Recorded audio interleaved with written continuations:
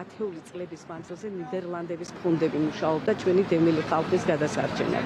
იგივე ეუთოს მისია, იგივე გაეროს და ასე შემდეგ. და ჩვენ ხალხის ჯიბიდან ამოსული თანხებიდან რომ დიდრდებიან ეს აფხაზეთის მთავრობა და რაღაცეები, როგორ შეიძლებოდა მრავალშვილიანი ოჯახი გალში ყოფილიყო უდენოდ.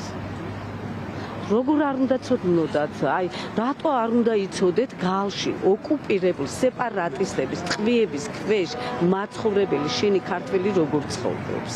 ამას ვაპროტესტებ ჩვენ. დამნაშავეები ვართ. მთელი საქართველოს დამნაშავეები ვართ. ამ ოჯახთან და თითოეულ ახალგაზრდასთან, თითოეულ უბავთან და ამიტომ ამ საღამოს მოულოდნელი ეს არ იყო რაღაც ჩაგეგმილი ვიღაცისგან რა. არავინ არ იფიქროს და არ აკადროს ჩვენს აქციას ასეთი მსგავსი. ჩვენ ვართ ქართველები, ჩვენ ვართ ამიწიშვილი და თითოეული ქართველის ტყევილი გვტკივა და დიახ მოვითხოვთ რომ ყოველი ქართველის სოციალური უფლება იყოს ევროპულ სტანდარტზე დაცული.